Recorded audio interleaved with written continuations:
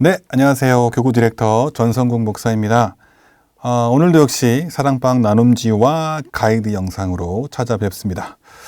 오늘 벌써 11월의 마지막 즈음을 향해 달려가는데 아직도 겨울이 안 온 것 같습니다. 지금 낮 시간이 너무 덥네요. 네. 아침에는 겨울이고 낮에는 가을이고, 네, 일교차가 좀 심한데요. 감기 꼭 조심하시고 아프지 않도록 유념해 주시면 좋겠습니다. 자, 그럼 오늘은 11월 20일이었습니다. 주일 설교였죠. 문대현 목사님의 만족의 비밀을 배우는 감사절, 추수감사주일에 있었던 설교입니다. 본문은 빌립보서 4장 11절에서 13절이었습니다. 그러면 시작하겠습니다. 자, 아이스 브레이킹입니다. 올 한 해 감사했던 일들을 나누어 봅시다. 그렇죠? 내가 누려왔던 모든 것들이, 그렇죠? 다 하나님의 은혜입니다. 감사합니다. 이지만, 그렇죠? 그 중에서도 특별히 올 한 해 좀 감사했던 것들을 한번 나눠보시면 좋을 것 같습니다.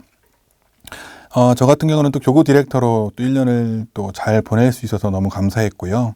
교구에 뭐 큰 사건이나 뭐 큰 문제라던가 그런 거 없이 또 감사하게 또 이렇게 지내올 수 있어서 또 너무나 또 감사했습니다. 그리고 모든 저희 교육자들의 어떤 준비하고 있었던 부분이었지만 또 우리 문대원 담임 목사님께서 또 큰 문제 없이 또 잘 해가지고 또 위임까지 하시고 또 새롭게 뉴 스타트 라이프 기빙 미니스트리 해가지고 제 두 번째 생명사역의 2기가 시작이 되었죠. 그것이 또 너무나 또 감사했던 것 같습니다. 또 저 개인적으로는 또 여름에 또 웨스트민스터에 가가지고 또 여러 교수님들과 함께 더 많은 것들을 또 배우고 공부하고 또 그 안에서 다른 목사님들과 또 교제 나누면서 또 제 나름대로 또 성장할 수 있는 시간이었기에 또 너무나 감사했고요. 또 가정적으로는 이제 첫째 아이가 또 초등학교 가서 잘 적응을 하고 또 두 아이들이 큰 뭐 사건이나 또 아픈 거 없이 또 한 해를 잘 보낼 수 있어서 너무나 감사했습니다. 자, 여러분들은 한 해 동안 지내오면서 뭐 직장이나 또 가정이나 개인적이나 또 자녀들이나 또 이런 부분에 있어서 감사해야 할 부분이 어떤 것들이 있었는지 한번 나눠보시면 좋겠습니다. 자, 모든 심리학자들이요, 공통적으로 주장하는 것이 하나 있습니다. 작은 일에 감사할 수 있는 사람이 정말 행복한 사람이다. 그렇죠. 예. 정말 작은 것 하나에 감사할 수 있다면 정말 행복할 거예요. 왜냐하면 다 감사니까. 하나하나가 다 감사니까요. 자, 우리 주변에도 보면요, 야, 이 사람은 참 매 순간을 감사하고 행복하게 산다 하는 것을 보면요, 작은 일에도 감사하는 사람일 확률이 매우 높습니다. 네. 일반 사람들은 너무나 당연하게 여기는 것도 감사할 수 있을 때 인생은 더 밝게 빛나는 것 같습니다. 근데 우리가 주의할 것이 하나가 있죠. 누구에게 감사를 해야 되는 건가요? 그렇죠? 감사의 주체가 누구인가? 믿지 않는 사람들은 누구에게 감사를 해야 될까요? 그렇죠?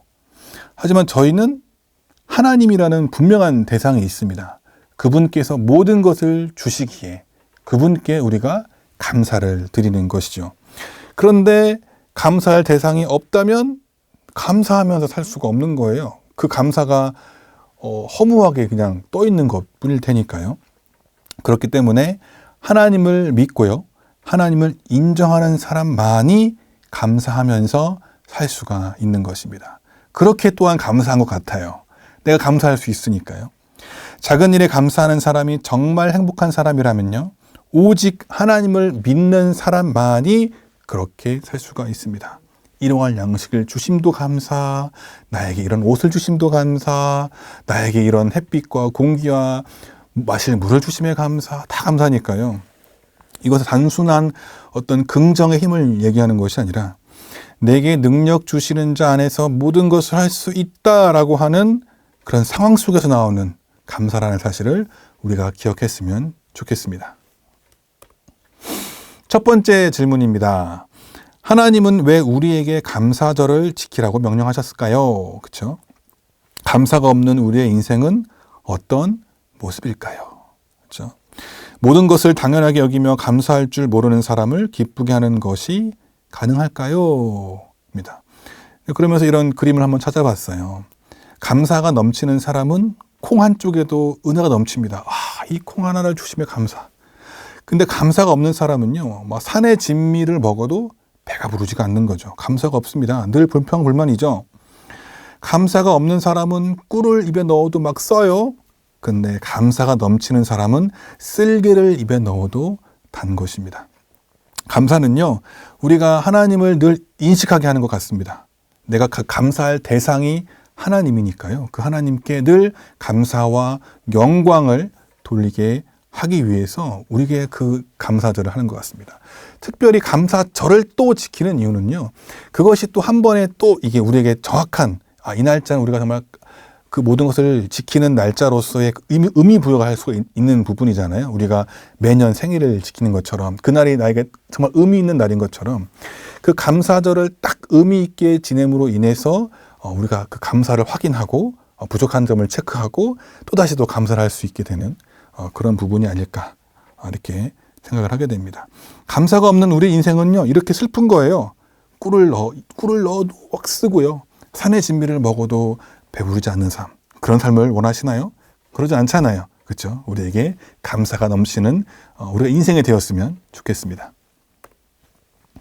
두 번째입니다. 사람들은요, 자신의 상황이 좋아야지 감사할 수 있다고 생각을 합니다. 그렇죠? 내 모든 상황이 감사할 여건이 되어야지만 감사할 수 있다라고 생각을 하지만, 바울은요, 어떠한 상황에서도 자족하는 법을 배웠다라고 고백을 합니다. 자, 복음을 전하다가 로마의 감옥에 갇힌 바울은 어떻게 고통과 환난 중에서도 자족할 수 있었을까요? 입니다. 자족은요, 하나님이 허락하신 것에 감사하며 만족하는 겁니다. 그러니까 내가 지금 감옥에 있다 하더라도요, 그것이 하나님이 허락하신 것이기 때문에 감사하고 만족하는 거예요. 나에게 주어진 어떤 어려움과 난관과 역경을 겪는 중이라 하더라도 그것이 하나님이 허락하신 것이라고 한다면, 이것을 통해서 분명 하나님은 나에게 무언가 주시고자 하시는 것이 있고, 나는 그것을 이 사건을 통해서 얻을 것이다 라는 것이 있다면 우리는 자족하면서 만족할 수 있는 것입니다. 우리가 담대히 말하되 주께서 나를 돕는 분이시니 사람이 내게 무엇을 행하든지 내가 두려워하지 아니하리라 하노라. 그렇죠? 다른 사람이 아무리 나에게 어떻게 한다 할지라도요, 무엇을 행하든지 내가 두려워하지 않는 것은요, 하나님이 나를 돕는 분이시기 때문입니다. 이것이 이제 우리가 어떤 상황에서든지 자족할 수 있는 것 같아요. 항상 기뻐하고 쉬지 말고 기도하고 범사에 감사할 수 있는 이유도 모든 상황에서 자족할 수 있기 때문이 아닐까요? 그렇죠? 네. 바울은 그런 사람이었습니다. 우리 또한 그러한 사람이 되기를 소망합니다. 세 번째입니다. 감사는요, 기분과 감정의 문제가 아니라요, 의지와 실천의 문제입니다. 굳이 따지자면 이 가슴 지식이 아니라 실천적인 생활 지식이라는 거죠. 감사라는 것은요, 올바른 행동을 실천을 할 때 우리의 감정을 다스리고요, 제자리로 돌아올 수가 있습니다. 가장 위대한 사도였던 바울은 만족의 비밀을 배우기 위해서 어떤 노력을 했나요? 라고 되어 있죠. 빌립보서 4장 12절을 보면요, 나는 비천에 처할 줄도 알고 풍부에 처할 줄도 알아서 모든 일, 배부르거나 배고프거나 풍부하거나 궁핍에 처할 줄 아는 일체의 비결을 배워노라.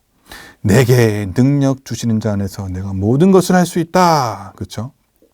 또한 디모데전서에서는 우리가 세상에 아무것도 가지고 온 것이 없기 때문에 또한 아무것도 가지고 가지 못한다. 먹을 것과 입을 것이 있은즉 족한 줄로 할 것이다. 그러니까 이런 것들을 늘 의식하면서 그런 행동을 하는 것이 너무나 중요한 것 같아요. 그렇죠? 내가 풍부할 때도 감사하고 비천할 때도 감사하고, 그렇죠? 배부르거나 배고프거나 그 어떤 상황에 다 처했을지라도 내가 어떤 상황에도 하나님께 감사하고 자족하는 그런 삶 가운데 나의 모든 것을, 나의 모든 행동과 나의 모든 것들을 다 초점을 맞추는 거죠. 항상 이것들을 암기하는 것도 되게 중요한 것 같아요. 내 마음판에 늘 새겨놓는 거죠. 그런 상황에 처한다 할지라도, 그렇죠? 내가 아무것도 가지고 온 것이 없으니까 아무것도 가지고 가지 못하는구나. 먹을 것과 입을 것을 늘 주시는지 그것으로 내가 족한 줄 알고 살아야겠구나 라는 것을 늘 인식하면서 그렇게 살아가는 것이 우리에게 필요한 것 같습니다. 자, 네 번째입니다. 팀 켈러 목사님께서는요, 이런 말을 했죠. You don't realize Jesus is all you need. 그러니까 예수님만이 나의 전부 필요하다는 것을 깨닫지 못합니다. 언제까지? Until Jesus is all you have. 예수님이 내가 가진 유일한 것이라는 것을 알기 전까지는 그렇다는 거예요. 그러니까 예수님밖에 남은 것이 없을 때 그때가 분명히 내가 오직 예수님만 필요하다는 사실을 깨닫게 된다는 거죠. 내가 의지했던 모든 것이 다 사라졌지만 예수님 한 분만으로 충분하다고 느꼈을 때 그때가 있으십니까?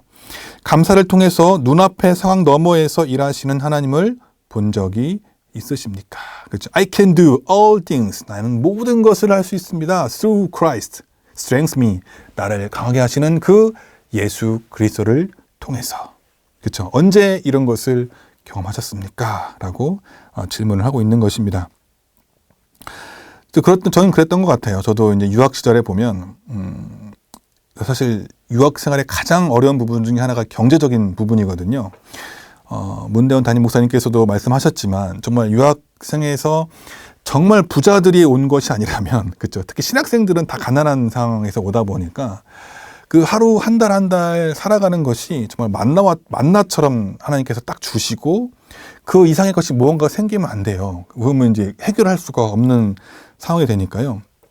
근데 어느 한 순간에 하나님께 딱 테스트할 때가 있는 거죠. 내가 이제 여기에 너무 만족하고 이제 익숙해져 가고 당연하게 여기는 그 시점에 됐을 때 딱 하나님께서 딱 이렇게 치시더라고요. 딱 이거 어떡하지?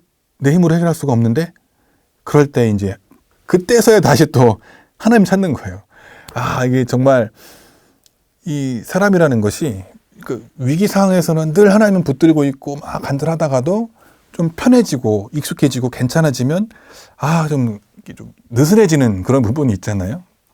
그럴 때 하나님께서 또 탁 건드셔서 하나님만을 생각하도록 하시더라고요.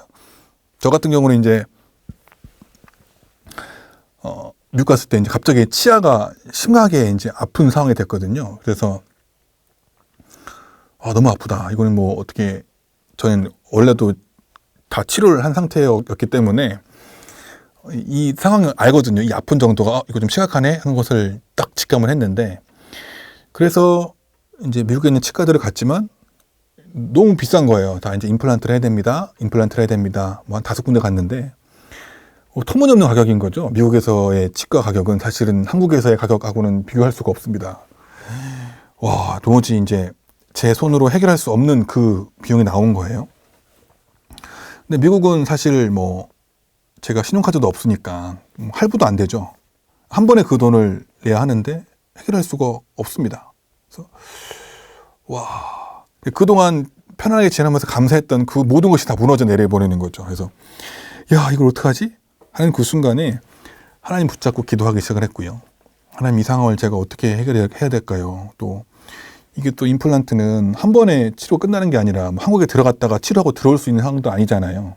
뭐 한 5번 정도 이렇게 본도 뜨고 뭐도 하고 한 5번 왔다 갔다 할 수는 없는 노릇이고 아직 공부는 남아있고, 하나님한테 간절히 기도하고, 하나님, 제가 감사하지 못했던 것을 정말 회개합니다. 하나님, 정말 하나님만 의지하며 나아갑니다. 이 상황 어떻게 해결해야 될까요? 라고 나갔을 때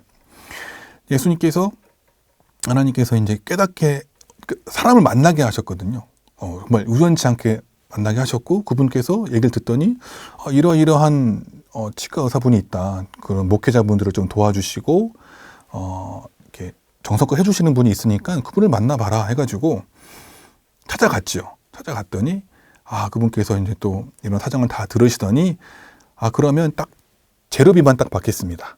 네, 그 재료비 한국하고 별 차이가 없었어요. 그 비용만 딱 받으시고, 그것도 어려우시니까 한 5번 정도 오실 텐데 나눠서 내십시오.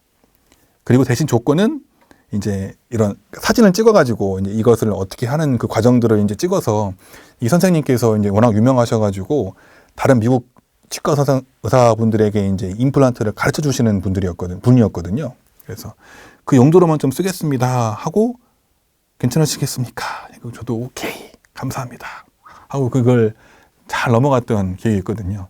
내 힘으로는 아무것도 안 되는데 기도했을 때 하나님께서 그걸 만나게 하시고 그분을 통해서 이렇게 해결하시는 걸 보면서 정말 하나님이 최고다. 하나님만이 이 모든 것을 하시는 수 있는 분이구나 하는 것을 깨달았던 것 같습니다. 여러분들은 어떤 순간에 그런 경험이 있으신지 하나님 먼저 충분하고 그것 또한 감사했던 기억을 한번 나눠보시면 좋을 것 같습니다. 자, 오늘을 마무리합니다. 작은 일에 감사하자. 먹이를 주는 쪽이 이긴다라고 했을 때 감사와 원망가 어디에 여러분들은 먹이를 주고 계십니까? 감사를 통해서 사랑과 인내를 통해서 하나님께서 좋아하시는 그런 선한 영향력을 끼치는 사람들이 되시기를 주님의 이름으로 축복드리겠습니다. 네, 저는 이제 물러가겠습니다. 다음 주에 다시 찾아오겠습니다. 감사합니다.